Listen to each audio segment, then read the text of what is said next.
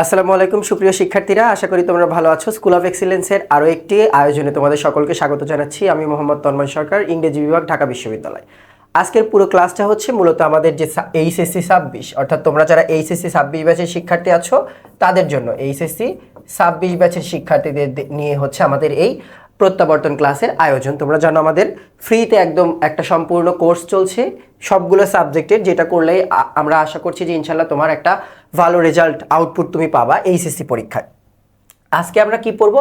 আজকে বিগত ক্লাসগুলোতে বাকি ভাই যে তোমাদের বিভিন্ন প্যাসেজ পড়িয়েছে, ইউনিট 1 এবং 2 থেকে তোমাদের যে প্যাসেজগুলো পড়িয়েছে, আজকে আমরা সেই প্যাসেজেরই প্রশ্ন সমাধান করব। প্রশ্নগুলো কেমন হয়, সেখান থেকে কেমন কেমন প্রশ্ন আসে, কিভাবে সমাধান করবা, সেটা আমরা আজকে দেখব। চলো শুরু করি। দেখো আজকের ক্লাসে আমরা কি কি পড়বো সেটাও একটু বলে দিই। প্রথমে এমসিকিউ পড়বো, অর্থাৎ বিগত যে তোমরা 4-5টা লেসন পড়েছো, 2টা ইউনিটের মোটামুটি গুরুত্বপূর্ণ আসার মতো যে লেসনগুলো ভাই তোমাদের পড়িয়েছে, সেইখান থেকে সেই প্যাসেজগুলো থেকেই এমসিকিউ দেখবো। তারপরে দেখবো শর্ট কোশ্চেন 5টা করে, এরপরে দেখবো হচ্ছে ফ্লো চার্ট, এবং তারপরে দেখবো হচ্ছে সামারি রাইটিংটা দেখবো, এবং শেষে যে প্যাসেজটা থাকবে তোমাদের জয়নুল আবেদিন অথবা আর্টের উপরে, এই প্যাসেজ থেকে আমরা এমসিকিউ দেখার পাশাপাশি তোমাদের কিছু বাড়ির কাজ দেব, যেটা হচ্ছে তুমি নিজে সলভ করবা। কারণ সবগুলো আমি সলভ করে দিলে তো আমার পড়া হয়ে যাচ্ছে, আমি তো আর পরীক্ষা দেবো না, তোমাকেও তো কিছু সলভ করতে হবে। এইটা থাকবে তোমার জন্য বাড়ির কাজ। তবে তার আগে আমরা এই কয়েকটা শেষ করি। ওকে, আচ্ছা দেখো, এই হচ্ছে তোমাদের প্যাসেজ যেহেতু ভাই পড়িয়ে দিয়েছে তোমাদের একদম ডিটেলসে, তো প্যাসেজ আমরা যাব না, আমরা জাস্ট প্যাসেজ এখানে অ্যাড করে দিয়েছি, যদি কারো প্রয়োজন পড়ে তো এখান থেকে দেখে নিবা। বাট ক্লাসের প্রথমেই তোমাদের জন্য যে সতর্কবার্তা, সেটা হচ্ছে বই নিয়ে বসো, সাথে কোন প্যাসেজটার কথা বলছি সেই প্যাসেজটা ধরে ধরে একটু দ্রুত অ্যান্সার করো। যেহেতু ভিডিওতে পজ করার সুযোগ থাকে, তুমি পজ করে করে একটা প্রশ্ন আসলে পজ করে তুমি নিজে, আমি অ্যান্সারটা বলে দেওয়ার আগে তুমি নিজে অ্যান্সারটা কি করবে, উত্তর করার চেষ্টা করবে, কমেন্ট করে জানাতে পারো। এটা তোমার সম্পূর্ণ তোমার নিজের উপর ডিপেন্ড করছে। তবে চেষ্টা করো বই সাথে রাখার জন্য, ওই প্যাসেজটা লেসনটা খুলবা, আর হচ্ছে ভিডিও পজ করে করে তুমি নিজের মতো অ্যান্সার করে তারপরে আগাতে পারো। ওকে, দেখো আমরা প্রথমে দেখি যেটা এআই থেকে আসা, অর্থাৎ প্রথম প্যাসেজ একদম তোমাদের এআই নিয়ে যে প্যাসেজটা আছে, এআই নিয়ে প্যাসেজ একদম ইউনিট 1-এর লেসন 2টা, কারণ প্যারট স্টেল অনেক বড়, ওখান থেকে আসার সম্ভাবনা একটু কম। আচ্ছা দেখি তাহলে, এখানে দেখো বলছে what is the role of Gradescope. এই গ্রেডোস্কোপ দিয়ে কি করে, আমরা প্যাসেজে পড়েছি যে গ্রেডোস্কোপ দিয়ে কোনো কিছুর গ্রেড নির্ণয় করা হয়, মূলত গ্রেডিং এ এটা ব্যবহার করা হয়। তাহলে কিসে এটা? Automation of the grading process. তাহলে এটা গ্রেডিং প্রসেসে কি করে, ব্যবহৃত কিন্তু হয়। এই হচ্ছে আমাদের কি বলে এটাকে, গ্রেডোস্কোপ। এরপরে দেখো হোয়াট ডাজ রিভলিউশনাইজ মানে কি? এটা কি থেকে আসছে? রিভলিউশন থেকে আসছে। রিভলিউশন শব্দটার সাথে তো তোমরা সবাই পরিচিত, বিপ্লব। এটা রিভলিউশনাইজ মানে কি? রিভলিউশনাইজ মানে হচ্ছে কোনো কিছুর পরিবর্তন করা, আমূল পরিবর্তন নিয়ে আসা, কোনো কিছুকে এক রূপ থেকে অন্য রূপে নিয়ে যায়। এটাকে বলা হয় কি ইংলিশে? ট্রান্সফর্ম, অর্থাৎ একটা রূপ থেকে অন্য রূপে নিয়ে যাওয়া, এটাকে বলা হয় হচ্ছে ট্রান্সফর্ম বা রিভলিউশনাইজ। তারপরে দেখো the phrase pros and cones. এই প্যাসেজের দেখো শুরুর দিকেই কিন্তু তোমরা পাবা যে এই প্যাসেজের প্রোজ এবং কোনস, তোমরা অনেক জায়গায় এটা পড়ে থাকো যে প্রোজ এবং কোনস একটা জিনিস দেওয়া থাকে নাম, যে মোবাইল ফোনের প্রোজ এবং কোনস লেখো, কম্পিউটারের প্রোজ এবং কোনস লেখো। তাহলে প্রোজ এবং কোনস এই শব্দটা, প্রোজ এবং কোনসের এই শব্দটার অর্থ তাইলে কি? এই প্রোজ এবং কোনস দ্বারা বোঝাই হচ্ছে পজিটিভ, অর্থাৎ প্রোজ এবং কোনস বোঝাই হচ্ছে পজিটিভ এবং নেগেটিভ অ্যাসপেক্ট। অর্থাৎ নট অনলি শুধুমাত্র পজিটিভ বা নেগেটিভ না, প্রোজ এবং কোনস মানেই হচ্ছে পজিটিভ এবং নেগেটিভ। তারপরে দেখো হোয়াট ডাজ টেইলরড মিন। তোমরা টেইলরের কাছে যাও না, দর্জির কাছে কেন যাও তোমরা? যদি মার্কেটে জামা কাপড় ফিট না হয় তাইলে কি করা হয়, আমরা কাস্টমাইজ করি জামা কাপড়। যে ওই জায়গায় গিয়ে আমাদের কি হয়, তুমি হয়তো খুব বেশি মোটা বা খুব বেশি চিকন, তোমার মার্কেটের জামা কাপড় লাগছে না, বা তোমার একটা এমন একটা জামা পছন্দ হলো যেটা বাজারে পাওয়া যায় না, তুমি কাস্টমাইজ করে বানাতে চাচ্ছ। তাহলে যে জিনিসটা আমাদের কাস্টমাইজ করার প্রয়োজন পড়ে, সেইটার জন্য আমরা কার কাছে যাই? দর্জির কাছে, টেইলরের কাছে যাই। তাহলে ওই টেইলর শব্দটার অর্থ কি? কাস্টমাইজড। টেইলর শব্দের অর্থ কি? কাস্টমাইজড। এরপরে দেখো a potential benefit of AI in the classroom is dash. তাহলে এআই এর হচ্ছে ক্লাসরুমে কি কি ধরনের পোটেনশিয়াল বেনিফিট থাকতে পারে, সুপ্ত বেনিফিট, অর্থাৎ ক্লাসরুমে যদি এআই ইউজ করা যায় তাহলে আমরা কি কি বেনিফিট পেতে যাচ্ছি। অটোমেশন অফ ফিডব্যাক, অর্থাৎ তুমি কোনো একটা কাজ করে ওকে দেখালা, ফিডব্যাকটা কে দিবে? এআই তাৎক্ষণিক দিবে। অলরেডি চ্যাট জিপিটি কিন্তু এটা দেয়। তুমি তোমার লেখা লিখলা, ওখানে কোনো গ্রামাটিক্যাল ইরর আছে কিনা সেটা দেখার জন্য ছবি তুলে তুমি যদি এআইকে পোস্ট করে দাও, ওই ছবিটা ওকে দিলেই ও কিন্তু মার্ক করে দেয় যে কোন কোন জায়গায় ভুল গেছে। তাইলে এই ফিডব্যাকটা কিন্তু দেয়। তারপরে দেখো পার্সোনালাইজেশন অফ লার্নিং। তাহলে তুমি নিজের মতো করে তোমার নিজের যতটুকু দক্ষতা বা তোমার কোন কোন জায়গায় লিমিটেশন সেই অনুযায়ী কিন্তু তোমাকে পার্সোনালাইজ কিন্তু লার্নিং সেবাটা কিন্তু এআই দিতে পারে, যে আমার এই জায়গায় সমস্যা, আমি এই জায়গায় কিভাবে ইমপ্রুভ করব, এআই কিন্তু বলে দেয় সেটা। এরপরে দেখো রিডাকশন অফ টিচিং আওয়ার। তুমি এখন দেখো বিভিন্ন রকমের এআই টুলস এসেছে। 5 ঘন্টার একটা ক্লাস হয়তো তোমার পরীক্ষা আধা ঘন্টা পরে, এখন 5 ঘন্টার ক্লাস তো এখন করা সম্ভব না। তুমি কিভাবে করবা? বিভিন্ন এআই পাওয়া যায় যেখানে 5 ঘন্টার একটা ক্লাস সাবমিট করে দিলে ও সুন্দর করে চার্ট তৈরি করে দেয় ক্লাসের সামারি করে। বিভিন্ন রকমের এখন এরকম এআই কিন্তু পাওয়া যাচ্ছে। তো এটা কি করে? আমাদের কিন্তু টিচিং আওয়ার যেটা, এটা কমায়। বা শিক্ষকের জন্য হতে পারে, তিনি ক্লাসের প্রিপারেশন নিচ্ছেন, হয়তো গুছিয়ে অনেক কথা তিনি গুছিয়ে আনতে পারছেন না, তো গুছিয়ে অল্পের মধ্যে নিয়ে আসার জন্য এআই এর হেল্প নিতে পারে। এটা কিন্তু করা যেতে পারে, অর্থাৎ ভবিষ্যতে এটা আসবে এমন একটা পরিস্থিতি সৃষ্টি হয়েছে। তাহলে এখানকার সবগুলো কিন্তু কি, সবগুলোই হচ্ছে আমাদের এআই এর হচ্ছে সুবিধা বা এআই এর পোটেনশিয়াল বেনিফিট, সবগুলোই কিন্তু হতে পারে। প্যাসেজটা যারা পড়নি, আগের ক্লাসগুলো যারা করনি, তাদের জন্য রিমাইন্ডার, আর একবার ওই ক্লাসগুলো আগে করে আসবা। ওই ক্লাসগুলো না করলে কিন্তু এই এমসিকিউ তুমি বুঝতে পারবে না। তোমার মনে হবে এই হঠাৎ করে এই এমসিকিউ গুলো কোথা থেকে চলে আসলো। তুমি যদি এমসিকিউ কমও সলভ করো, কিন্তু প্যাসেজের যদি একদম A to Z 100% ধারণা থাকে, তোমার জন্য এগুলো সহজ হবে। বিগত ক্লাসগুলো করে আসো, তারপরে এইটা করবা। ওকে, তারপরে দেখো এবার দেখবো আমরা শর্ট কোশ্চেন এই প্যাসেজ থেকে। What are the main advantages of using AI in the class? তাহলে ক্লাসরুমে এআই ইউজ করার সুবিধাগুলো কি কি? তুমি চিন্তা করো যে ক্লাসরুমে কি কি ধরনের সুবিধা হতে পারে। দেখা যাবে যে আমরা যেটা আগে পড়লাম, পার্সোনালাইজ, হয়তো তোমাকে ফিডব্যাক দিতে পারবে, ক্লাস আওয়ার কমাবে, বা কোনো কিছু সুন্দরভাবে তুলে ধরার ক্ষেত্রে ওটা কিন্তু সাহায্য করতে পারে। তো এই জিনিসগুলো হতে পারে। দেখি আমরা কি কি লেখা আছে। The main advantages of using AI in the classroom include, কি কি দেখো, providing support with personalised learning. তাহলে মূল কথা হচ্ছে পার্সোনালাইজড লার্নিংয়ে কিন্তু সাহায্য করে, এই অংশটা মূল। পার্সোনালাইজড লার্নিং অর্থাৎ একটা স্টুডেন্ট অনেক ভালো পারে আর একটা একদমই পারে না, তাহলে ওই যে স্টুডেন্টটা খুব একটা ভালো পারে না, ওকে কিভাবে ওর পর্যায়ে নিয়ে যাওয়া যায় বা ওকে ইমপ্রুভ করা যায়, ওইটা কাজটা কিন্তু ওকে করার জন্য যাবে। তারপরে দেখো গিভিং ইনস্ট্যান্ট ফিডব্যাক। তাহলে ফিডব্যাক দেওয়ার কাজটা করবে স্টুডেন্টের কাজের উপরে। মনিটরিং স্টুডেন্টের উপর মনিটর করবে। বিভিন্ন রকমের রোবট কিন্তু মনিটর করে বিভিন্ন জায়গায়, তো ওটা কিন্তু পরীক্ষার হলেও কিন্তু ইউজ করা যেতে পারে। তো এটা ইউজ করলে একটু খবর হবে তোমার। তারপরে দেখো performance and making teachers free for concentrating on other works. তাহলে এই কাজটা যদি এআইকে যদি তোমাকে এখন ধরো ইজিলি একটা জিনিস চিন্তা করো, কে মনিটর করে? আমাদের হচ্ছে সিসিটিভি ক্যামেরা। যদিও ও মনিটর করে বলতে ও জাস্ট খালি ভিডিওটা ধারণ করে রাখে, কিন্তু কেউ যদি ওখানে কোনো ভুল ত্রুটি করছে বা পরীক্ষায় নকল করছে কিনা, এটা কিন্তু মানুষকেই আইডেন্টিফাই করতে হবে যে হ্যাঁ ও করছে, এটা সিসিটিভিতে দেখা যাচ্ছে, তো ওকে যাও ধরো। বাট যদি এআইকে এটা ইনস্ট্যান্ট যদি ওর মধ্যে এরকম ইনপুট দেওয়া থাকে যে কাউকে যদি মাথা ঘোরাতে দেখো, তাইলে তুমি ইনস্ট্যান্ট যে ওর খাতা ব্লক করে দিবা, ওর খাতাতে তুমি নিয়ে নিবা, তো ওই কাজটা কিন্তু ও করবে। তাহলে এই যদি এআইকে এই কাজে ব্যবহার করা যায়, তাহলে টিচাররাও অন্য কাজে ফোকাস করতে পারবে, কনসেন্ট্রেট করতে পারবে। এগুলো কিন্তু সুবিধা। এরপরে 2 নাম্বার দেখো, do you think AI could be a threat to teachers job? অর্থাৎ বলা হচ্ছে তুমি কি মনে করো যে শিক্ষকতা যে মানে টিচারদের সাথে রিলেটেড যে জবগুলো হতে পারে, সেটা কেউ একজন স্ক্রুটিনাইজার অর্থাৎ শুধুই খাতা দেখে, কেউ একজন পড়ায়, কেউ একজন স্লাইড তৈরি করে, এই রিলেটেড অর্থাৎ শিক্ষা রিলেটেড যে জবগুলো আছে, এগুলো কি আসলে ঝুঁকিপূর্ণ করে দিবে কিনা? এআই কি এদের জন্য একটু থ্রেট কিনা, হুমকি স্বরূপ কিনা? অর্থাৎ এই জবগুলো কেড়ে নিবে কিনা? আমরা কিন্তু এআই আসার পর থেকেই শুনতেছি যে এই জব চলে যাবে, ওই জব চলে যাবে, অনেক জায়গায় অলরেডি হওয়াও শুরু করেছে এটা। তো এই শিক্ষকতা পেশার জন্য কি এটা ভয়াবহতা আনবে কিনা, থ্রেট কিনা? দেখি আমরা কি বলা হচ্ছে এখানে। Some people believe AI might take over some of the job that teachers do. অর্থাৎ অনেক মানুষই মনে করে যে টিচাররা যে ধরনের কাজ করে এটার উপরে এআই হুমকি স্বরূপ। However, others say that AI is just a tool. অন্যরা কি মনে করে? এআই শুধুমাত্র একটা tool that helps and support teachers, যেটা শুধুমাত্র শিক্ষকদের কি করে, সাপোর্ট দেয় এবং সাহায্য করে। I think instead of taking their place AI will supplement the teachers work. অর্থাৎ মনে করা হচ্ছে যে টিচারের জব পুরোপুরি নিবে না, বরং সাপ্লিমেন্ট দিবে। অর্থাৎ সাপ্লিমেন্ট বলতে আমরা বুঝি পরিপূরক। যেমন তোমরা পড়াশোনার পাশাপাশি এই যে এখানে অল্প কয়েকটা প্রশ্ন, এই 5টা প্রশ্ন পড়ে কি তোমার কোনোদিন পরীক্ষায় কমন পড়ার সম্ভাবনা আছে বা খুব ভালো করার? তোমার তো প্র্যাকটিস করতে হবে। প্র্যাকটিসের জন্য কি করো? বিগত বছরের প্রশ্ন করো। ওটাকে আমরা কি বলি? সাপ্লিমেন্ট।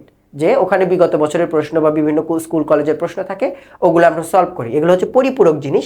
হয়তো এটাই বলা হচ্ছে যে টিচার নিজে কাজ করে, এআইটা তার কাজকে সাহায্য করবে, পরিপূরক হবে তার। ওকে, তারপরে 3 নাম্বার দেখো, what role do tech companies play in advancing AI in education, do you think their involvement is beneficial? অর্থাৎ বলা হচ্ছে এডটেক যে কোম্পানিগুলো আছে এরা এআই এর অ্যাডভান্সিং অর্থাৎ এআই এর উন্নতির পেছনে কতটুকু ভূমিকা পালন করছে, এবং এই যে do you think their involvement মানে হচ্ছে এই যে অ্যাডটেক প্ল্যাটফর্মের ইনভলভমেন্টটা কি এই ক্ষেত্রে সুবিধাজনক, বেনিফিশিয়াল কিনা, উপকারী কিনা। এখন দেখো আমাদের স্কুল অফ এক্সিলেন্সে কিন্তু একটা এডটেক কোম্পানি। আমরা কিন্তু এআই তৈরি করা বা এআই দিয়ে তোমাদের খাতা ফিডব্যাক দেওয়া এরকম কাজ কিন্তু আমরা করি না।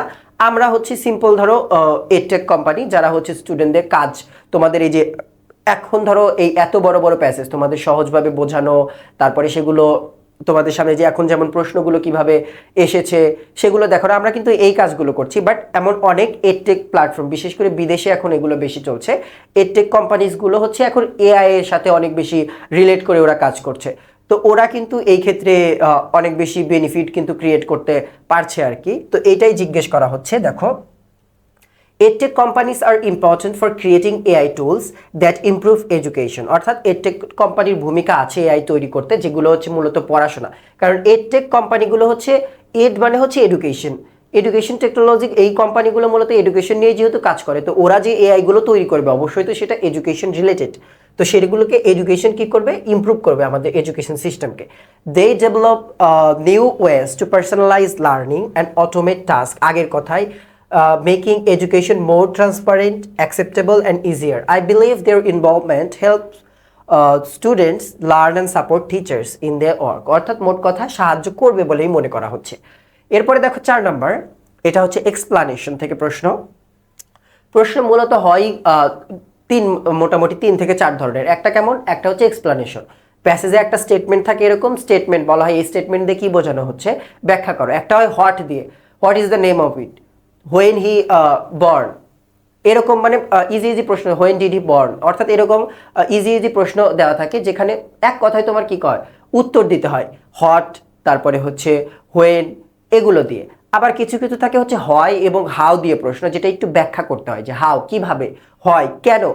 আর এটা তো পুরো এক্সপ্লেনেশনই। এরকম কিন্তু প্রশ্ন হয়, হোয়াট দিয়ে আসলে আমাদের সুবিধা হয়, হাউ দিয়ে আসলে একটু ডিফিকাল্ট, আর যদি এক্সপ্লেনেশন আসে আর একটু ডিফিকাল্ট হয়। আচ্ছা দেখো, এটা হচ্ছে হাউ পার করে গেছে, এটা হচ্ছে এক্সপ্লানেশনে যেখানে বলাই আছে explain. Artificial intelligence had the potential to revolutionise the way we learn and teach.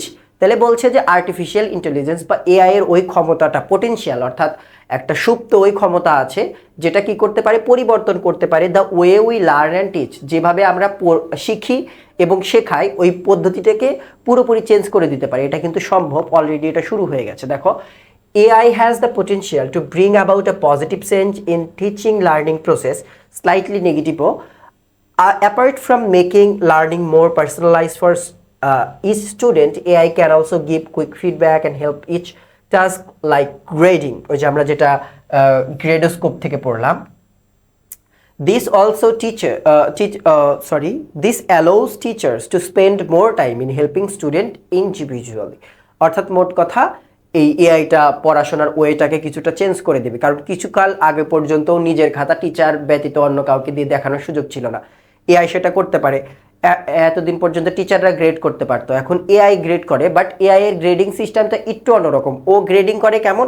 O grading করে হচ্ছে গ্রামাটিক্যাল ইরোর্স, তারপরে হচ্ছে সেন্টেন্সের মধ্যে স্পেলিং মিস্টেক আছে কিনা, তুমি ভালো শব্দ ইউজ করতে পারছো কিনা, এরকম করে। বাট সিম্পলি যদি তুমি একজন টিচারের কথা চিন্তা করো, সিম্পল একজন হিউম্যান যদি খাতাটা দেখে, ও কিন্তু অনেক কিছু দেখে, হাতের লেখাটা কেমন, গোছানো কিনা মূল তারপরে এআই এর কিন্তু এখনো ডিপ নলেজ, যেমন লিটারেচারের যে অংশগুলো, ইংরেজি বলো বাংলাতে বলো, লিটারেচারের অংশগুলো এখনো কিন্তু এআই ওইভাবে ব্যাখ্যা করতে পারে না যেভাবে মানুষ পারে। তো এই লিটারেচারের জ্ঞানটা এখনো এআই এর কিন্তু কম। ওকে যে কয়েকটা সাবমিট দেওয়া হবে ওই কয়েকটা তথ্যই হয়তো ঘুরে ফিরে অ্যাড করবে, বাট লিটারেচার নিয়ে এখনো এআইটা হচ্ছে সুবিধা বঞ্চিত। এআই সুবিধা বঞ্চিত লিটারেচারের ক্ষেত্রে, ওর কাছে খুব বেশি পরিমাণে সোর্স নেই। ওকে, এরপরে 5 নাম্বার দেখো, which AI tool offer step by step tutoring on maths problem. তাহলে ম্যাথের গণিতের সমস্যা সমাধানের জন্য কোন এআইটা সাহায্য করে? How does it personalize the learning experience, কিভাবে এটা লার্নিংকে পার্সোনালাইজ করে, অর্থাৎ তোমার যেরকম প্রয়োজন সেরকম করে। তাহলে আমরা প্যাসেজ থেকে পড়েছি এই কোয়ারিয়ামটা যেটা আছে এইটা হচ্ছে ম্যাথের জন্য কাজ করে। আমার যেহেতু ম্যাথ নেই আমি এটা ইউজ করিনি কোনোদিন, তোমাদের কারো যদি ম্যাথ থেকে থাকে তোমরা এটা ট্রাই করে দেখতে পারো এটা কেমন। Querium offer step by step tutorial on maths problem, it builds personalise lesson plans based on each students progress and needs. তাহলে এটা কিন্তু বলা হচ্ছে যে প্ল্যানও তৈরি করে দেয়, অর্থাৎ ওই যে আমরা ডায়েটিশিয়ানের কাছে গেলে কি করে, ডায়েটিশিয়ান আমাদের ডায়েট তৈরি করে দেয় যে আপনার স্বাস্থ্যের এই সমস্যা আছে, আপনাকে এই খাইতে হবে, এই বেলায় এই কাজ করতে হবে, ওই বেলায় ওই কাজ করতে হবে, আমাদের কিন্তু একটা প্ল্যান তৈরি করে দেয়। তাহলে এই যে এআইটা কোয়ারিয়াম ম্যাথের জন্য তোমার কোন কোন অংশে তোমার গ্যাপ আছে, তুমি কোন কোন অংশ কম পারো বেশি পারো, এর উপর ডিপেন্ড করে ও তোমাকে কি করে দিবে, একটা প্ল্যান তৈরি করে দিবে, চার্ট তৈরি করে দিবে, এটা কিন্তু করবে এটা। ওকে, এরপরে দেখো আমরা দেখবো ফ্লো চার্ট। ফ্লো চার্টটা কিসের উপরে?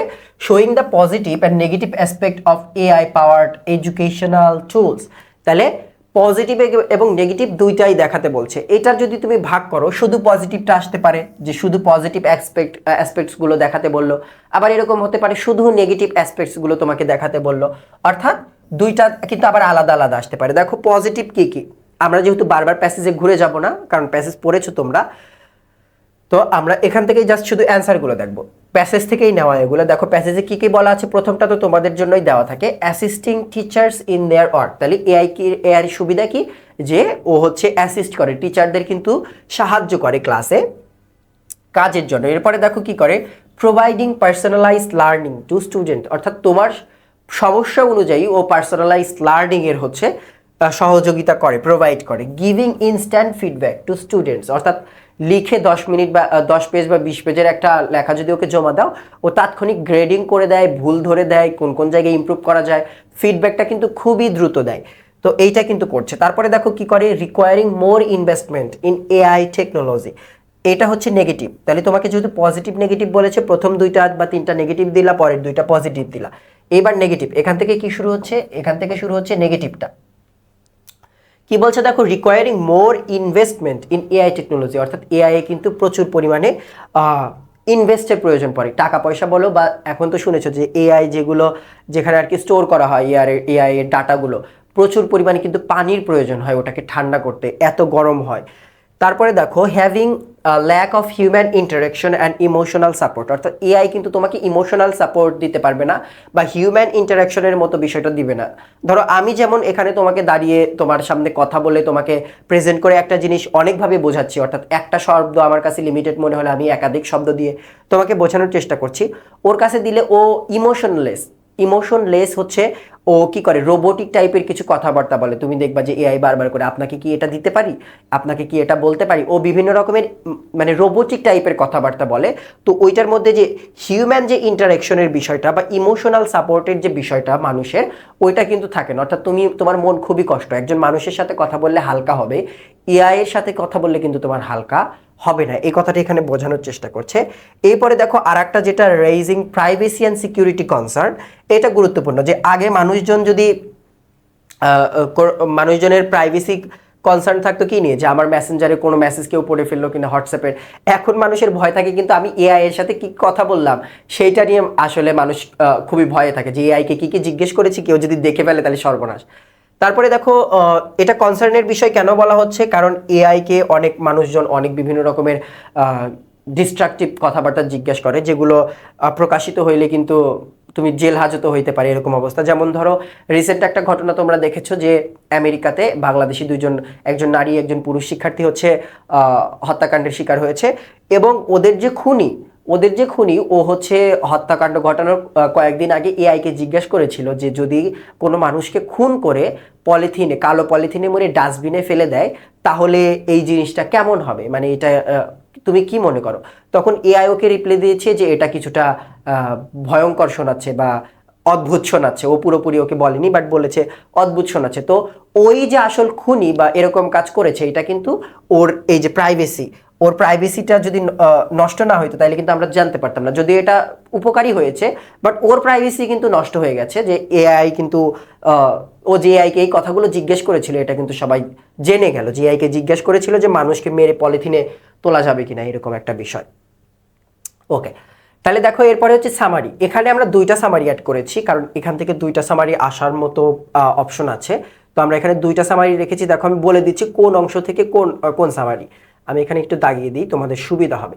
দেখো প্রথম অংশ, এই যে এই জায়গা থেকে এআই, এই জায়গা থেকে শুরু করে এই পর্যন্ত হচ্ছে সামারি 1, এই জায়গা পর্যন্ত হচ্ছে তোমার সামারি 1 এবং সামারি 2 কোন জায়গা থেকে? দেখো সামারি 2 হচ্ছে যে এই প্যাসেজের এই অংশটা এই পর্যন্ত হচ্ছে, এখান থেকে আমরা রেখেছি হচ্ছে সামারি 2।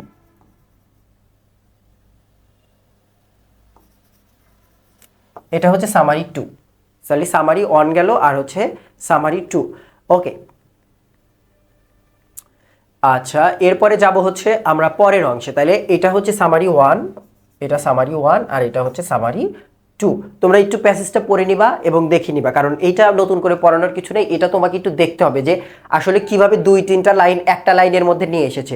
এর জন্য তোমাকে যে জিনিসটা একটু শিখতে হবে সেটা হচ্ছে কমপ্লেক্স এবং কম্পাউন্ড বাক্য কিভাবে ফর্ম করে। অর্থাৎ তোমাকে হয়তো এখানে দিয়ে থাকবে কেমন, যে এখানে এই যে প্যাসেজটা, এই প্যাসেজে তোমাকে হয়তো 3টা কি বাক্য আমরা বলি সিম্পল বাক্য, অর্থাৎ 3টা সিম্পল বাক্য দেওয়া আছে পরপর 3টা।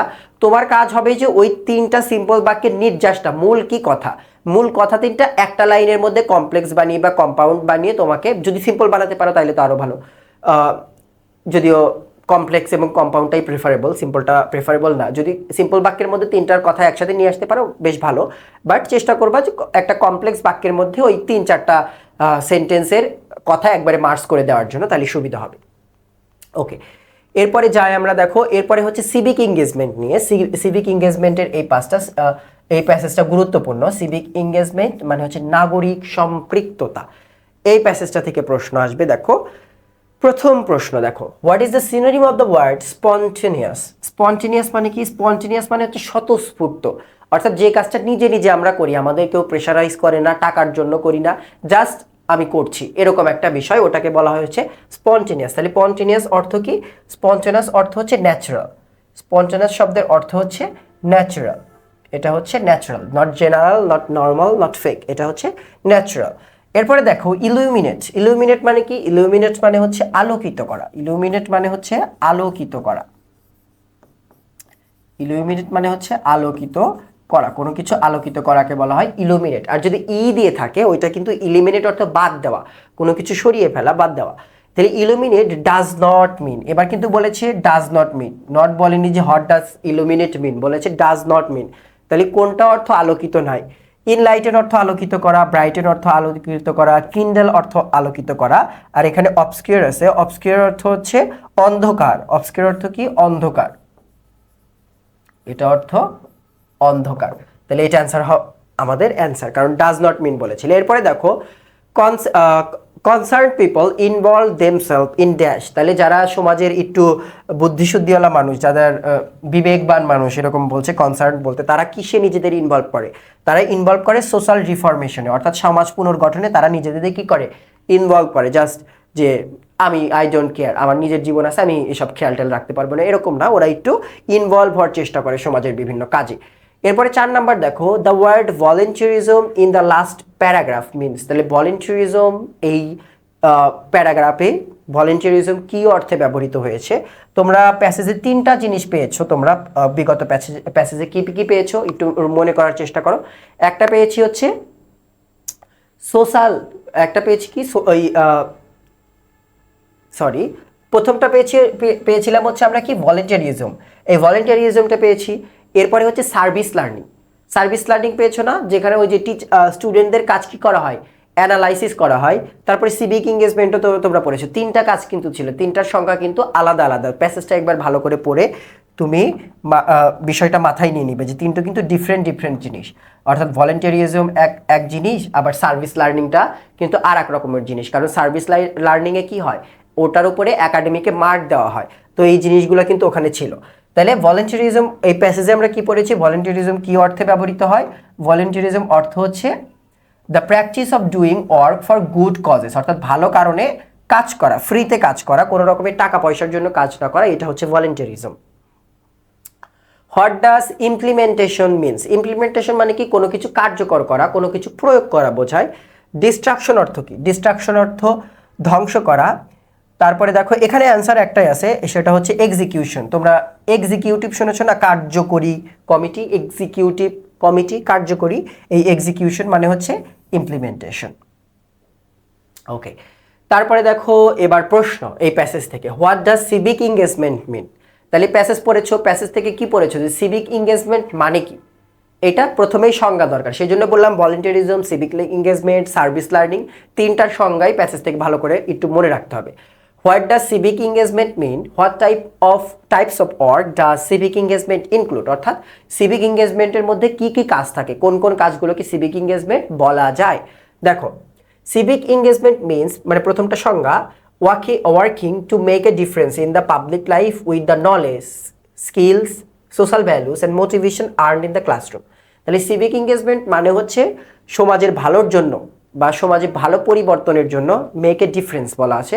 মূলত সমাজে ভালো পরিবর্তনের জন্য ক্লাসরুমে বা প্রফেশনাল জায়গায় তুমি যে জ্ঞান শিখেছো, অর্থাৎ জ্ঞান অর্জন করেছো, দক্ষতা অর্জন করেছো, যে সামাজিক মূল্যবোধগুলো পেয়েছো বা মোটিভেশন প্রেরণাগুলো পেয়েছো, ওগুলাকে রিয়েল লাইফে ইউজ করে সমাজে ভালো পরিবর্তন করাই হচ্ছে সিভিক এঙ্গেজমেন্ট। সিভিক এঙ্গেজমেন্টের মধ্যে কি কি থাকে দেখো, it includes individual or group activities, অর্থাৎ এটাতে তুমি একা একাও সিভিক এঙ্গেজমেন্ট কাজ হতে পারে, আবার গ্রুপ অ্যাক্টিভিটিস হতে পারে, অর্থাৎ এক দল মিলে তোমরা কাজ করলা, এটাও হতে পারে। To work for well being of people, অর্থাৎ জনগণের ভালোর জন্য, and change the way community values itself, অর্থাৎ সমাজের ভালোর জন্য তুমি কাজ করছো। এরপর দুই দেখো, what does illuminate stand for and how it is related to education? তাহলে বলা হচ্ছে যে ইলুমিনেট, এই ইলুমিনেট শব্দটা কিভাবে এডুকেশনের সাথে জড়িত, এটার অর্থ কি? স্ট্যান্ডস ফর মানে কি? স্ট্যান্ড ফর মানে হচ্ছে অর্থ, স্ট্যান্ডস ফর মানে হচ্ছে অর্থ, এটা অর্থ হচ্ছে অর্থ, এটার অর্থ কি এবং এই শব্দটা কিভাবে এডুকেশনের সাথে জড়িত? এডুকেশনের সাথে জড়িত তুমি সিম্পলি বাংলাতেই চিন্তা করো ইলুমিনেট অর্থ কি? ইলুমিনেট অর্থ আলোকিত করা, কথা শেষ। দেখো প্রথম কথা, illuminate stand for shining light or something, অর্থাৎ কোনো কিছু আলোকিত করা, চকচক করা। এখন এই ইলুমিনেট শব্দটা কিভাবে আমাদের এডুকেশনের সাথে জড়িত? তুমি সিম্পলি তোমার মা বাবার কথা চিন্তা করো, ওনারা কি বলে না যে পরীক্ষায় একটু A+ পেয়ে আমাদের মুখটা একটু উজ্জ্বল কর, আলোকিত কর। এখন দেখো তুমি A+ পাইলে কি তোমার মায়ের মুখ কি সাদা হয়ে যাবে, পুরা একদম আলোর মতো চকচক করবে? বিষয়টা কি এরকম? এরকম কিন্তু না, বাট এটা হচ্ছে মেটাফরিক্যালি বলা হয় যে ইলুমিনেট করা হয়। তোমরা সামনে আরো প্যাসেজ পড়েছো, যেমন কাল সিন্দুরের যে মেয়েগুলো ফুটবল খেলতো, ওরা বলা হচ্ছে যে ওরা ওদের গ্রামকে মেটাফরিক্যালিও হচ্ছে ইলুমিনেট করেছে, আবার বাস্তবিক অর্থেও ইলুমিনেট করেছে, আলোকিত করেছে। কারণ ওরা ফুটবলে জয় লাভ করার পরে সরকার থেকে ওদের গ্রামে হচ্ছে প্রথমবারের মতো বিদ্যুৎ দেওয়া হয়। তো এই বিষয়টাই কিন্তু ইলুমিনেট, অর্থাৎ আলোকিত করা, পড়াশোনার সাথেও জড়িত। দেখো কি বলছে পরের অংশ, it is related to education because the way light brightens, অর্থাৎ বলছে যেভাবে আলো আসলে চকচক করে বা উজ্জ্বলতা দেখায়, our surroundings to make all the things visible, আলো যেভাবে চকচক করে আমাদের আশেপাশে সব জিনিসকে আমাদের চোখের সামনে স্পষ্ট করে তোলে, রাতের কথা চিন্তা করো। Education also enlightens a person with wisdom, তেমনভাবে এডুকেশনও একজন ব্যক্তি বা তার সারাউন্ডিং, তার পিতামাতাকে কি করে, এইভাবে আলোকিত করে, ওই ব্যক্তিটা জ্ঞানের আলো, অর্থাৎ ও যখন জ্ঞানী হয় বা ভালো জিনিসপত্র শেখে তখন ও সমাজে ইমপ্লিমেন্ট করে এবং সমাজে ভালো জিনিস বয়ে নিয়ে আসে। এই ভালো জিনিসটাই এখানে কি বলা হচ্ছে, ইলুমিনেট বা আলোকিত, আলোর সাথে তুলনা করা হচ্ছে। এরপরে দেখো 3 number, describe the character of সিভিক্যালি engaged individual, অর্থাৎ একজন সিভিক্যালি এঙ্গেজড অর্থাৎ সামাজিকভাবে সম্পৃক্ত একজন ব্যক্তির ক্যারেক্টারিস্টিক কেমন হয়, তার বৈশিষ্ট্য কেমন হয়, তার চরিত্র কেমন হয়, এইটা তোমাকে ডিসক্রাইব করতে বলা হচ্ছে। দেখো সিভিক্যালি এঙ্গেজড ইন্ডিভিজুয়ালস আর ইন্ডিভিজুয়ালস মানে কিন্তু ব্যক্তি, এই শব্দটা তোমাদের কাছে মানে আমরা তো ব্যক্তি হিসেবে তো হিউম্যান বেশি ইউজ করি, এটা কিন্তু অপরিচিত মনে হতে পারে, বাট লেখার ক্ষেত্রে মানুষ, হিউম্যান, পার্সন, পিপলের পরিবর্তে ইন্ডিভিজুয়াল শব্দটা ইউজ করা ভালো, এটা ভালো শোনায়। সিভিক্যালি engage individuals R concerned about civic issues, অর্থাৎ যারা সামাজিকভাবে সম্পৃক্ত, তারা সমাজের বিভিন্ন ইস্যু নিয়ে কনসার্ন, উদ্বিগ্ন।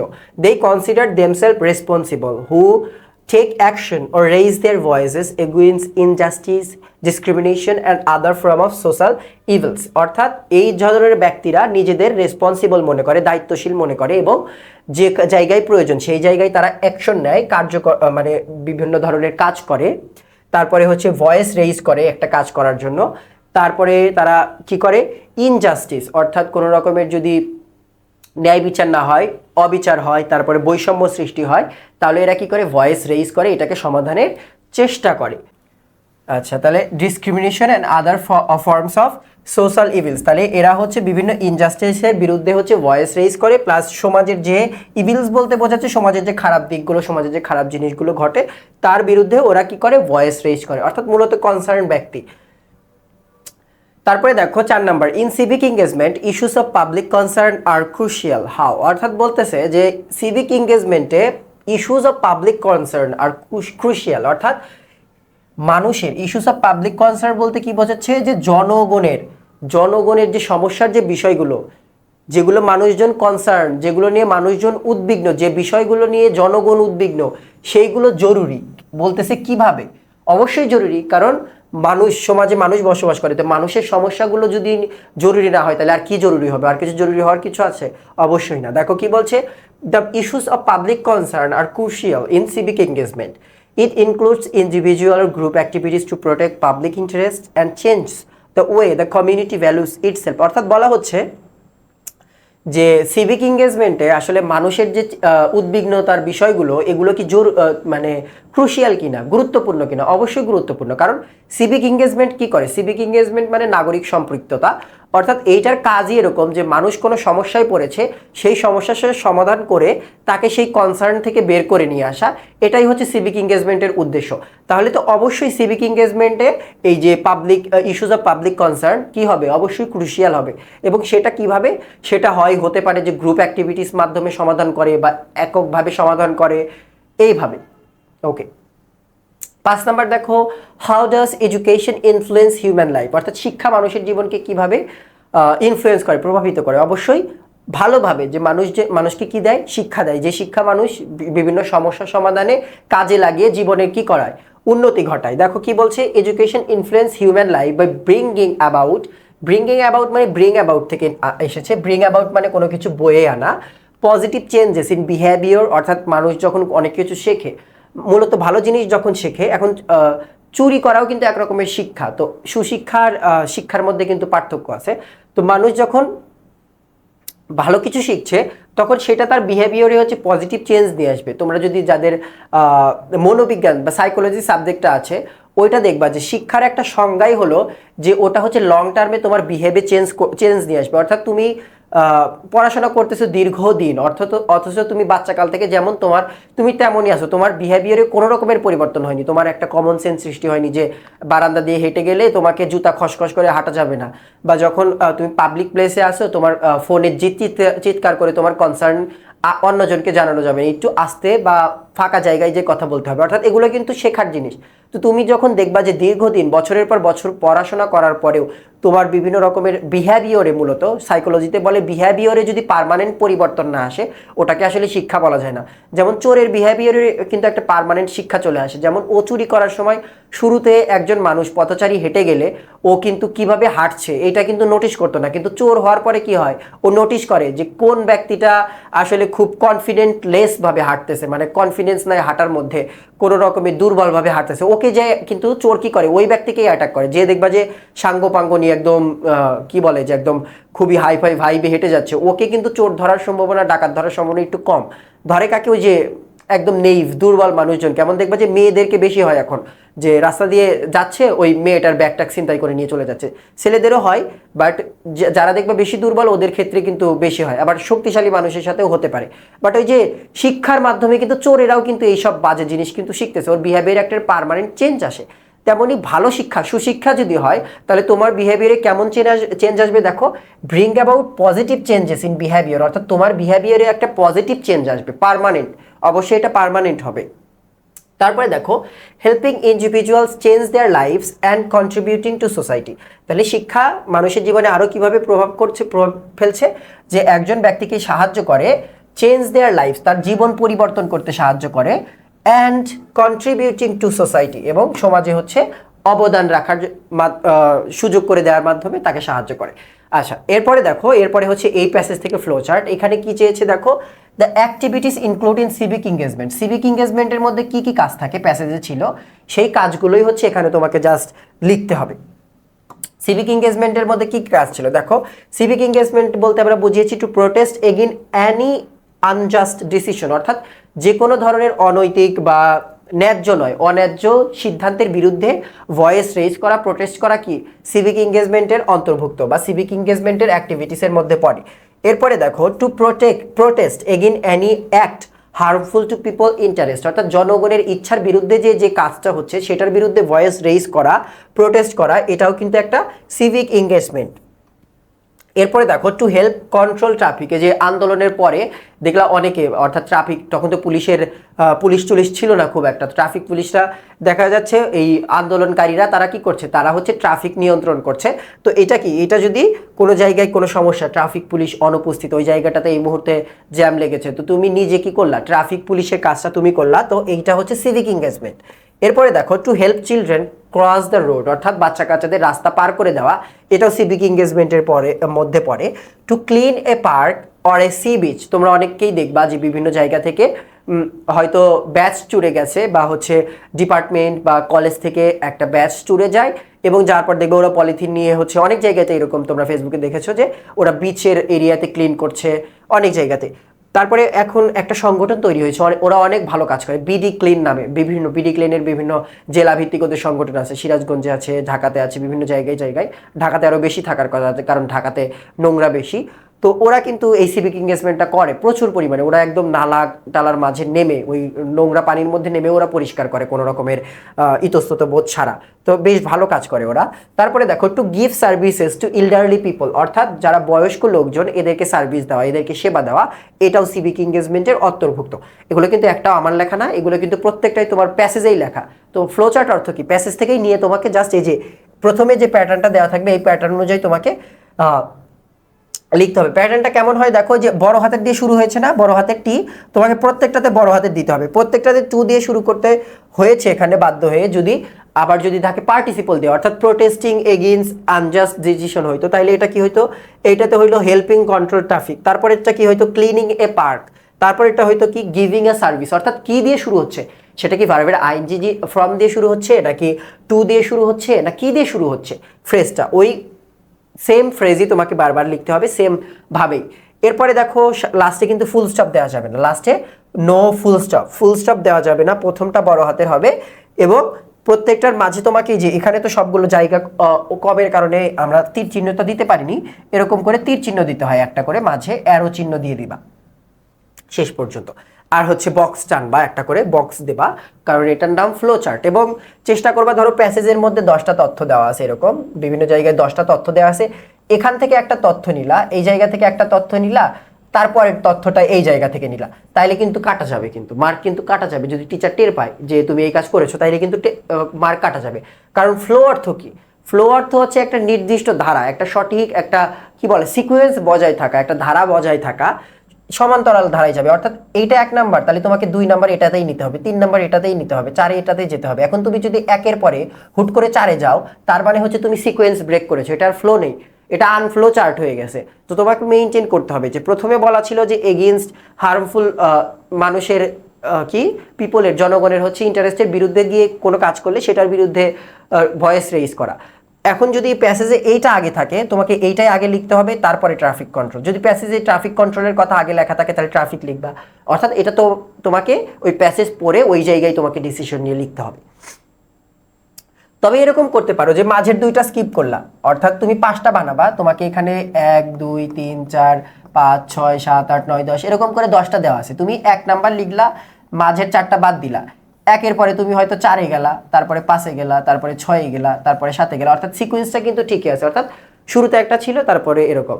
আবার অনেক ক্ষেত্রে এরকম হতে পারে যে কোন ক্ষেত্রে এই কাজটাও করা যাবে না, যেমন ধরো কোনো একজন, ধরো জয়নুল আবেদিন, কিছুক্ষণ পরে আর্ট অ্যান্ড ক্রাফট থাকবে, ওইটা তোমাদেরকে কাজে দেবো, মানে হোমওয়ার্ক দেবো, ওইটাতে দেখবা যে জয়নুল আবেদিন নিয়ে লেখা বা ভাস্কর নভেরা আহমেদকে নিয়ে লেখা। তো ওই জায়গায় তুমি ধরো একজনের জন্ম নিয়ে লেখা, অর্থাৎ একজনের জীবন বৃত্তান্ত লেখা, বায়োগ্রাফি লেখা। এখন উনি জন্মগ্রহণ করেছেন, তারপরে একটু কোনো একটা কলেজে গিয়েছে, স্কুলে গিয়েছে, তারপরে কলেজে গিয়েছে, তারপরে বিশ্ববিদ্যালয়ে গিয়েছে, এরপরে বিদেশে পিএইচডি করতে গিয়েছে, তারপরে একটা জবে গেছে, তারপরে বিভিন্ন অ্যাওয়ার্ড পেয়েছে, লাস্ট মৃত্যুবরণ করেছে। এখন তুমি কি করলা, জন্মগ্রহণ করার পরেই তাকে একটা অ্যাওয়ার্ড পাওয়াই দিলা, বিষয়টা কিন্তু খুবই বাজে হবে। অর্থাৎ তোমাকে জন্মগ্রহণ, তুমি যদি প্রথমটা লেখো যে তার জীবনের ইভেন্টগুলো লেখো, তাহলে প্রথমে লিখলা জন্ম, এরপরে হয়তো তুমি স্কুল বাদ দিয়ে সর্বোচ্চ কলেজ যাইতে পারো, বাট তুমি ধম করে এটা লিখবা না যে জন্মগ্রহণ করলো, পরেই কি পাইলো, তিনি হচ্ছে অ্যাওয়ার্ড পাইলো। এই কাজটা কিন্তু করা যাবে না, এটা কিন্তু আনফ্লো চার্ট হয়ে যাবে, এটার ফ্লো চার্ট থাকবে না। জন্মগ্রহণ করলো, স্কুলে গেল, কলেজে গেল, ভার্সিটিতে যদি না দাও তাও অন্তত লেখো যে এই জবে জয়েন করলো, এই অ্যাওয়ার্ডটা পেলো, এবং লাস্টে মৃত্যুবরণ। আর যেটা বলছিলাম শুরুতে, যে জন্মগ্রহণ করার পরেই দিয়ে দিলা এত সালে জন্ম, এত সালে মৃত্যু, তাইলে কিন্তু একদম পুরাই ভ্যাবাচাকা হয়ে যাবে, ফ্লো চার্ট তো হবে না, আনফ্লো চার্টও হবে না, এটা অন্য কিছু হয়ে যাবে এটা। তো এই জিনিসটা একটু মেনটেন করার চেষ্টা করো। ওকে, এই কথাগুলো কিন্তু প্রত্যেকটা ক্লাসে কিন্তু বলা সম্ভব না, এটা আমাদের মনে হয় এই প্রথম চ্যাপ্টারে। তো এই জায়গায় একটু বললাম যে কিভাবে তুমি হচ্ছে এই প্যাসেজটা, ফ্লো চার্টটাই আর কি মেইনটেইন করবা। প্রথমে তো রুলস বলেই দিলাম, এবং এই জিনিসটা মেইনটেইন করার চেষ্টা করবা।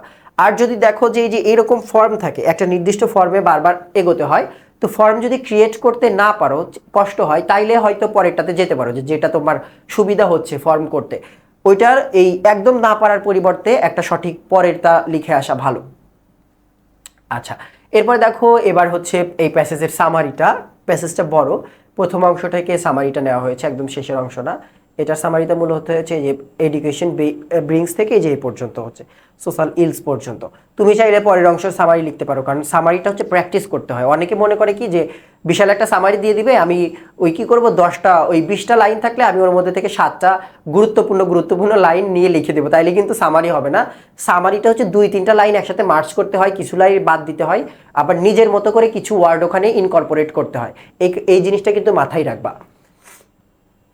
ওকে, এরপরে যাব হচ্ছে ফোক মিউজিক থেকে প্রশ্ন আসার মতো। দেখো, folk music emanates from dash of a community. Emanates মানে হচ্ছে উদ্ভূত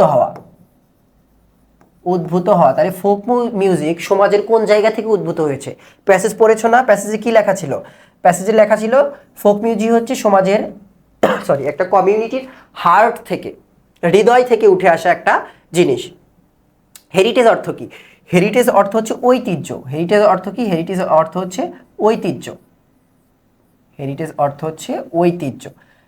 তাহলে দেখো এখানে ঐতিহ্য অর্থ কোনটা আছে? শুধুমাত্র একমাত্র ট্রেডিশন, অর্থাৎ ঐতিহ্য, যেটা লোক পরম্পরায় একটা জিনিস চলে যায়, ঐতিহ্য। ওকে, এরপরে দেখো which of the following is not a true statement, অর্থাৎ নিচের কোন কথাটা সত্য নয়? প্রথম কথা কি বলছে? Bangladesh is rich in folk music. বাংলাদেশের ফোক মিউজিক অবশ্যই খুবই রিচ, উন্নত মানের, এটা সত্য কথা। মেইলি গীত ইজ এক্সক্লুসিভলি ফর উমেন, বোঝাই যাচ্ছে মেইলি যেহেতু আছে তার মানে মেয়েদের জন্যই হবে। এরপরে দেখো folk songs are found in West Bengal too, অর্থাৎ পশ্চিমবঙ্গেও কিন্তু ফোক সং পাওয়া যায়। তাহলে মিথ্যা কথা কোনটা বোঝা যাচ্ছে? এই যে এইটা, ফোক সং আর অনলি রিলিজিয়ন বেসড, এটা কিন্তু মিথ্যা কথা। শুধুমাত্র ধর্মের উপর বেসিস করে কিন্তু ফোক মিউজিক তৈরি হয়নি, তাইলে কিন্তু এত ভ্যারাইটি তৈরি হইতো না। ইসলাম ধর্মের ফোক মিউজিক হলে সব ধর্ম দেখা যাবে আল্লাহর স্তুতি, রাসুলের স্তুতি হইতো। আবার যদি হিন্দু ধর্মের হইতো তাহলে দেখা যেত তাদের দেব দেবীর স্তুতিই গাচ্ছে। বাট ফোক মিউজিকগুলো যদি দেখো, ওখানে কিন্তু বিভিন্ন রকমের কথা বলে, তোমার জীবনের সমস্যা, তারপরে হচ্ছে সামাজিক কোনো একটা ভালো দিক, কোনো একটা অনুষ্ঠান নিয়ে, যেটা ধর্মে হয়তো নেই এমন একটা অনুষ্ঠানের গানও ওখানে গাচ্ছে, গীত বলে, এরকম বিভিন্ন রকমের জিনিস থাকে। তো এটা কিন্তু পুরোপুরি রিলিজিয়ন বেসড কিন্তু না, রিলিজিয়ন বেসডও কিছু আছে, বাট বেশিরভাগই হচ্ছে স্বতঃস্ফূর্ত। ওকে, এরপরে দেখো মিস্টিক্যাল অর্থ কি? মিস্টিক্যাল অর্থ হচ্ছে স্পিরিচুয়াল। মিস্টিক্যাল অর্থ কি? মিস্টিক্যাল অর্থ হচ্ছে স্পিরিচুয়াল। মিস্টিক্যাল, এই দুইটার অর্থ হচ্ছে আধ্যাত্মিক। এই দুইটার অর্থ কি? এই দুইটার অর্থ হচ্ছে আধ্যাত্মিক। এই দুইটার অর্থই হচ্ছে আধ্যাত্মিক। ওকে, এরপরে দেখো সফিস্টিকেটেড। সফিস্টিকেটেড সফিস্টিকেটেড অর্থ কি? সফিস্টিকেটেড অর্থ আমরা সচরাচর জানি যে বাস্তব বুদ্ধি সম্পূর্ণ বা ডাউন টু আর্থ বলা যায়, যে মানুষটি একটু রিয়েলিস্টিক, সফিস্টিকেটেড আমরা বলি। বাট এই প্যাসেজ অনুযায়ী সফিস্টিকেটেড কি ছিল? সফিস্টিকেটেড অর্থ ছিল লেটেস্ট। আমরা পড়েছি সফিস্টিকেটেড মিউজিক্যাল স্টাইল মানে লেটেস্ট মডার্ন যে মিউজিক স্টাইল ওইটাকে ফোক মিউজিক ফলো করে না। প্যাসেজের এই লাইনটা পড়েছো না? ওই লাইনে কিন্তু ছিল যে এই সফিস্টিকেটেড অর্থ মূলত এখানে বোঝাচ্ছে লেটেস্ট ফর্ম, অর্থাৎ এখন লেটেস্ট ফর্মকে যে ডিজে গানগুলো আর কি, যদি বলো খুবই কমনলি ডিজে গানগুলো লেটেস্ট একটা সঙের মধ্যে পড়ে, বা ভোজপুরি কাইন্ড অফ জিনিসপত্র, তো ওগুলো কিন্তু লেটেস্ট। এখন ফোক মিউজিক অনেক আগ থেকে চলে আসতেছে, ওগুলো কিন্তু এরকম বিভিন্ন ইনস্ট্রুমেন্ট কিভাবে বাজাতে হবে বা ক্লাসিক্যাল সিঙ্গিংয়ে কিভাবে সারগামগুলো একটার পরে গায়, সারে গামা পাদানিসা কিভাবে একটার পরে একটা আসে, সারগাম, তারপরে আরও কী কী নানা রকম। তাহলে সফিস্টিকেটেড অর্থ কি হচ্ছে এখানে? এটা হচ্ছে লেটেস্ট, অর্থাৎ সর্বশেষ যে সংস্করণ বা ভার্সন সেটা বোঝাচ্ছে লেটেস্ট। আমরা বলি না মোবাইল ফোনের লেটেস্ট মডেল, অর্থাৎ সর্বশেষ যেটা সেটা। আচ্ছা দেখো, এখন প্রশ্ন দেখবো, what do you mean by folk music according to the text? অর্থাৎ টেক্সটের মতে ফোক মিউজিক জিনিসটা কি? তুমি বাংলাতেই প্রথমে মনে মনে চিন্তা করো ফোক মিউজিক জিনিসটা কি। ফোক মিউজিক জিনিসটা কি? প্রথম কথা যে টেক্সটের মতে এটা হচ্ছে সমাজের সাধারণ মানুষের হৃদয় থেকে উঠে আসা জিনিস, যেটা কোনো সফিস্টিকেটেড মিউজিক্যাল স্টাইল ফলো করে না, অর্থাৎ এটা মানুষের ন্যাচারাল এক্সপ্রেশনগুলোই জাস্ট একটু সুরের মাধ্যমে প্রকাশ করেছে, এরকম একটা জিনিস। Folk music is the music of the ancient time that springs from the heart of a community based on their natural style of expression, not influenced by the dogmas of classical music and modern popular songs। অর্থাৎ যে কথাটা বাংলাতে বললাম সেটাই just ইংলিশে লেখা। এরপরে দেখো, Bangladesh has a heritage of rich folk music, explain the statement in 3 or 4 sentence. অর্থাৎ বাংলাদেশের একটা অত্যাধুনিক বা আধুনিক বলা যায় যে খুবই সমৃদ্ধ, রিচ বলতে এখানে সমৃদ্ধ, অত্যাধুনিক আধুনিক না, সমৃদ্ধ বোঝাচ্ছে, খুবই সমৃদ্ধ ফোক মিউজিক আছে। Bangladesh is rich in folk music, different song represents different communities, religious songs represent different religions. Even there are folk song for men and women.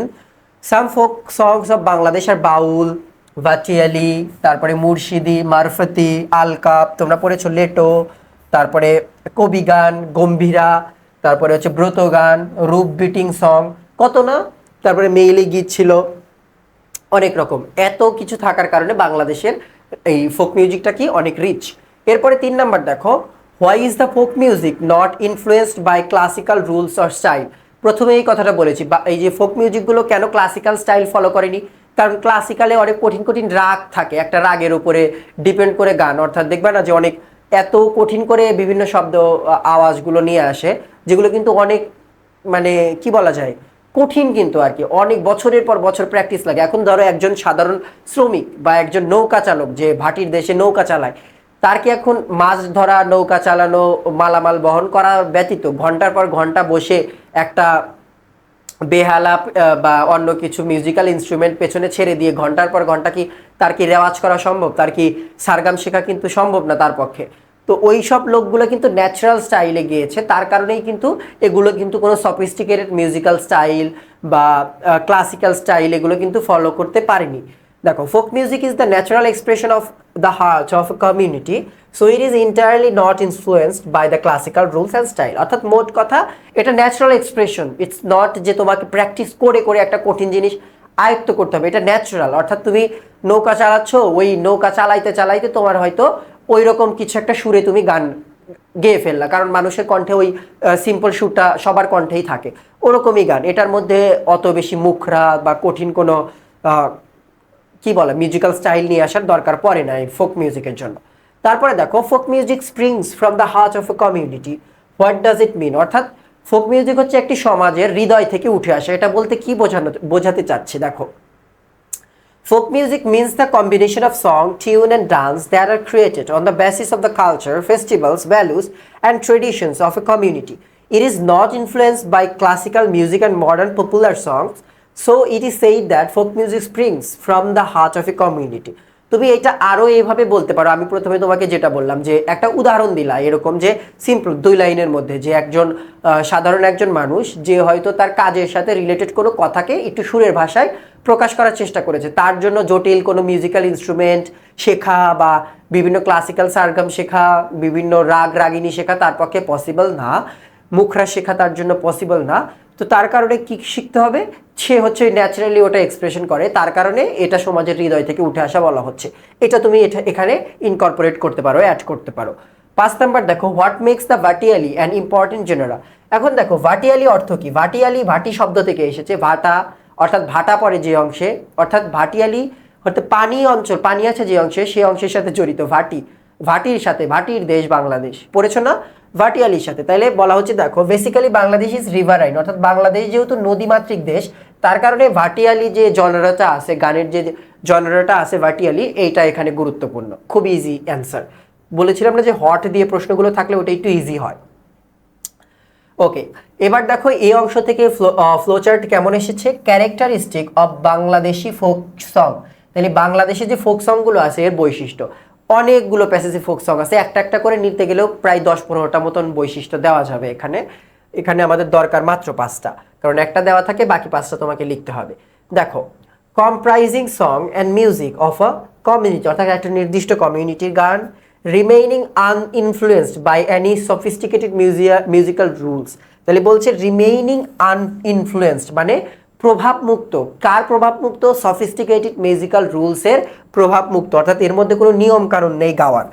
অর্থাৎ তুমি একজন ফোক মিউজিক গাচ্ছে একজন নৌকা চালক বা একটা এলাকার একজন মহিলা যিনি বিয়েতে গীত টিত গায়, তুমি তাকে যে বললা যে আপনার তো সারগামে এখানে ভুল গেছে, এখানে তো এতখানি টান হইতো, এখানে তো আপনার এরকম করে গাওয়া উচিত ছিল, এখানে ঢেউটা এরকম হইতো, এই যে জিনিসগুলো, এগুলো কিন্তু ওই গানে তুমি ভুল ধরতে পারবে না, কারণ এটা ন্যাচারাল খুবই। তো এটা ভালো দিক যে বোথ আর তারপরে বলছে দেখো, being both religious and secular, অর্থাৎ এই ধরনের গানে ধর্মীয় গানও আছে এবং ধর্মনিরপেক্ষ জীবন সম্পর্কিত গানও আছে, এটাও একটা বৈশিষ্ট্য। তারপরে দেখো, springing from the heart of a community, এটাও একটা বৈশিষ্ট্য যে এটা একটা সমাজের হৃদয় থেকে উঠে আসা। তারপরে দেখো, composing songs based on natural style and expression, অর্থাৎ এই গানগুলো আসলে কম্পোজ হয়েছে কিভাবে? ন্যাচারাল স্টাইলে, অর্থাৎ এরকম কোনো রুলস নেই যে 1 নাম্বার রুলস গানটাকে এইরকম হতে হবে, 2 নাম্বার রুলস গানে এই ধরনের টান থাকতে হবে, 3 নাম্বার রুলস গানের প্রথম যে কলিটা এটা শেষে আবার যে রিপিট হতে হবে, এইরকম রুলস, ওই রুলস দেখে দেখে একজন গান বানাচ্ছে। তো ওরকম কিন্তু গান কিন্তু এটা না, তো এটা হচ্ছে ন্যাচারাল স্টাইল, ন্যাচারাল স্টাইলেই গাওয়া হচ্ছে একজন মানুষের। তারপরে দেখো, combining folk song tune and dance, অর্থাৎ এটার সাথে কি থাকে, নট অনলি এটা কিন্তু কোনো ডান্স না, ওই গানটা গাওয়ার সাথে সাথে দেখা যাচ্ছে নাচতেছে ওই এলাকার মানুষজন, ওটার মধ্যে একটা টিউনও থাকতে পারে কোনো বাদ্যযন্ত্রের, যদি সেটা থেকে থাকে। ওকে, এরপরে এটার সামারি, ফোক মিউজিকটা নিয়ে সামারি, তুমি নিজের মতো করে সামারি লেখার চেষ্টা করবা, কারণ সামারি তো অনেকগুলো প্যাসেজ, কয়টার মুখস্থ করবা। এর পরিবর্তে এটা ভালো যে 10-20টা প্র্যাকটিস করা ভালো, যে দেখে দেখে একটু প্রতিদিন আমি কি করব, যে অন্যান্য সাবজেক্ট পড়ার পরিবর্তে প্রতিদিন আমি জাস্ট 1 ঘন্টা করে সামারির পেছনেই দেবো, কারণ সামারি তো একটা হিউজ মার্ক ক্যারি করতেছে, দরকার তো এটা। ওকে, তারপরে দেখো, এবার হচ্ছে ইউনিট 2 লেসন 3। ইউনিট 2 লেসন 3-এর মধ্যে ছিল হচ্ছে তোমাদের কি কি পড়িয়েছে ভাই, ইউনিট 2 লেসন 3 এর মধ্যে দেখো গুরুত্বপূর্ণ প্যাসেজ বলতে এই যে আর্ট একদম প্রথম যে প্যাসেজটা ওই প্যাসেজটা একটু গুরুত্বপূর্ণ। এস.এম. সুলতানেরটাও গুরুত্বপূর্ণ, ভাস্কর নভেরা আহমেদ আর ক্রাফটেরটা খুব একটা গুরুত্বপূর্ণ না, তবে আসতে পারে, তার জন্য আমি এখানে জাস্ট মেনশন করে দিয়েছি যে পড়বা অবশ্যই, কারণ প্যাসেজ না পড়ে পরীক্ষার হলে যাওয়ার মতে আমি না, পড়ে যাবা, অন্তত একবার হলেও পড়বা যে কেমন কি কথা বলছে, যাতে ধরো সিন প্যাসেজ তোমার বইয়ে দেওয়া আছে, তুমি পড়ে গেলা না, তাহলে যে প্যাসেজটা বই থেকে আসে সিন প্যাসেজ, ওইটাও তোমার কাছে আনসিন, যেটা প্যাসেজ বই থেকে আসবে না ওইটা তো এমনিতেও আনসিন, মানে তুমি মানে একই সাথে এক ঢেলে 2 পাখি তো মারতেই পারলে না, বরং 2 পাখি তোমাকে একসাথে মারবে একদম। অর্থাৎ আগে একটু পড়ে যাও, তাইলে পরে অন্তত যদি খুব বেশি ওয়ার্ড ডিপলি নাও পড়তে পারো, অন্তত চেনা লাগবে, এই চেনা যে আমার আগে থেকে পরিচিত, এটাও একটা কনফিডেন্স দিবে তোমাকে পরীক্ষার হলে। দেখো, এটাতে প্রথম বলছে যে when did modern art begin in our country, আমাদের দেশে মডার্ন আর্ট শুরু হয়েছিল কখন? 1948 সালে চারুকলা প্রতিষ্ঠা মাধ্যমে, তখন ছিল আর্ট ইনস্টিটিউট নামে। What does appreciate mean? Appreciate মানে কি? প্রশংসা করা, এটা অর্থ কি? অ্যাডমায়ার। এরপরে দেখো, which of the following is not a true statement, এখানকার কোন কথাটা সত্য নয়? এটা আমি মানে এটা আমি বলে দিচ্ছি না, তোমরা কমেন্ট করবা অথবা ক্লাসে পজ করে এটা তুমি অ্যান্সার করবা। কারণ এইখানে যেটা ভুল আছে এটা এই যে 3টা এমসিকিউ এটার মধ্যে এটার কিন্তু অ্যান্সার দেওয়া আছে। তো এই 3 নাম্বারটার অ্যান্সার কি এটা তোমরাই বলো, এটা আমি বলে দেবো না সবগুলোর অ্যান্সার। ওকে, এরপরে দেখো আন্ডার প্রিভিলেজড। আন্ডার প্রিভিলেজড মানে কি হচ্ছে সুবিধা বঞ্চিত। আন্ডার প্রিভিলেজড অর্থ কি? আন্ডার প্রিভিলেজড অর্থ হচ্ছে সুবিধা, আন্ডার প্রিভিলেজড অর্থ হচ্ছে সুবিধা বঞ্চিত, সুবিধা সুবিধা বঞ্চিত, সুবিধা বঞ্চিত। এখন দেখো একমাত্র এইটা শব্দটা ডাউন ট্রোডেন মানে নিপীড়িত, আবার সুবিধা বঞ্চিত হতদরিদ্র, 3টা অর্থই হয়, বাট এখানে সুবিধা বঞ্চিত। ডিস্টিংগুইশড, ওয়েল অফ, ব্লেসড এগুলোর কোনোটাই হবে না, এগুলো একটু বড়লোকি জিনিস। ওকে, এরপরে দেখো রেট্রোস্পেকটিভ। রেট্রোস্পেকটিভ অর্থ কি? রেট্রোস্পেকটিভ মানে হচ্ছে পুরাতন কাজ নিয়ে রিভিউ দেওয়া, কথা বলা, এরকম বিষয়। এ রিভিউ অফ পাস্ট ওয়ার্ক, অর্থাৎ অতীতের কোনো একটা কাজের রিভিউ দেওয়া, এটা হচ্ছে বলা হয় রেট্রোস্পেকটিভ বা রেট্রোস্পেকশন। ওকে, এরপরে যে 3টা কাজ এইটা তোমাদের দেবো, কারণ এতক্ষণ আমি সলভ করিয়েছি। এই যে লাস্টের প্যাসেজটা, মূল প্যাসেজ 2টা থেকে এই এস এম সুলতান আর এইটাই ভালো করে পড়ে এটা সলভ করবা, আর বাকি 2টা নিজের মতো করে পড়ে নিবা। ওকে, দেখো প্রশ্ন 5টা আছে, প্রশ্নগুলো কি আমি জাস্ট একবার পড়ে দিচ্ছি। When and how did modern art emerge, অর্থাৎ কখন মডার্ন আর্ট বাংলাদেশে উদ্ভূত হয়েছে, মূলত বাংলাদেশের কথাই বলছে, কখন উদ্ভূত হয়েছে, এটা 1 নাম্বার। তারপর 2 নাম্বার দেখো, how would you describe Zainul Abedin's contribution in art, give your answer in not more than 3 or 4 sentences. 3-4 সেন্টেন্সের মধ্যেই বলবা যে জয়নুল আবেদিন কিভাবে আর্টে কন্ট্রিবিউট করেছে। একটা কথা অটোমেটিক মাথায় চলে এসেছে যে আর্ট, চারুকলা প্রতিষ্ঠার ওনার গুরুত্বপূর্ণ ভূমিকা ছিল, বাংলাদেশের শিল্পেও তো ছিল, তো এইটা লিখবা। এরপরে প্রশ্ন কি, what is the purpose of art, অর্থাৎ আর্টের কাজটা কি, আর্ট আসলে মানুষ কেন করে, আর্টের কেন দরকার, এটার মূল লক্ষ্য মানে উদ্দেশ্যটা কি। এরপরে দেখো, what is art described as an expression of human imagination and creative skill, অর্থাৎ কেন আর্টকে, হোয়াই ইজ আর্ট, আর্টকে কেন বলা হয় মানুষের ইমাজিনেশন এবং ক্রিয়েটিভ স্কিলের একটা এক্সপ্রেশন, কেন বলা হয়। এরপরে what do you know about Bengal famine of 1943, briefly give your answer, অর্থাৎ 1943 সালের যে দুর্ভিক্ষ, এটা সম্পর্কে তুমি কি জানো, এটা সম্পর্কে ব্রিফলি লেখো। জয়নুল আবেদিনের বিখ্যাত পেইন্টিং ছিল এই 1943 সালের দুর্ভিক্ষ নিয়ে, তার কারণে এখানে এই প্রশ্নটা এসেছে।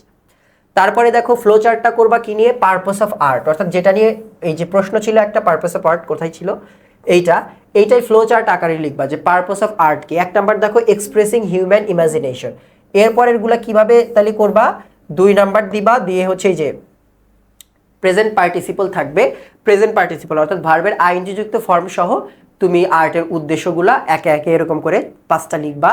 এবং এরপরে হচ্ছে প্যাসেজের সামারি। এখন প্যাসেজের সামারি তুমি কোনটা লিখবা, এটা হচ্ছে তোমার পুরো ক্রিয়েটিভ, এখানে তোমাকে আমি স্বাধীনতা দিলাম, তুমি পুরাটা হচ্ছে নিজের মতো করে লিখতে পারো। এই দেখো এখানে আমি কোনটা কোনটা বলি, দেখো সরি এটা না, আমাদের প্যাসেজ কোনটা, এই যে এইটা, এখান থেকে তুমি দেখো আর্ট যে প্যাসেজ, এটা বড় প্যাসেজ, এটার প্রথম অর্ধেকটা বা দ্বিতীয় অর্ধেকটা, বা ক্রাফটের প্রথম অর্ধেক দ্বিতীয় অর্ধেক, এস এম সুলতানের পুরোটারই একটা সামারি করতে পারো। নভেরা আহমেদ এনারা জীবন, যেহেতু বায়োগ্রাফি, তুমি ছোট্ট করে ওনার জীবনের মানে মোট কথা চেষ্টা করো যে একটা না 4টাই একটু লেখার, অন্তত প্র্যাকটিস হোক, এই ক্লাসটা অন্তত প্র্যাকটিস করো। আমাদের যতগুলো ক্লাস যাচ্ছে যদি নিয়ম করে দেখতে পারো, তোমাদের অনেকের ধারণা এরকম যে যদি পেইড ব্যাচ না হয় তাহলে মনে হয় পড়াশোনা হয় না। আমাদের এই ফ্রি ব্যাচে যেরকম করে পড়ানো হচ্ছে, তুমি জাস্ট খালি সাথে লেগে থাকো, যে 70-75টা দিন আছে, জাস্ট লেগে থাকো, দেখো কি হয় তোমার, তুমি ইনশাল্লাহ ভালো করবে। তাহলে আজকের ক্লাসটা এখানেই শেষ করছি। আশা করি এখান থেকে তুমি একটু হলেও উপকৃত হয়েছো এবং একটু আইডিয়া তোমার এসেছে। তাহলে ক্লাসটা এখানেই শেষ করছি। আল্লাহ হাফেজ।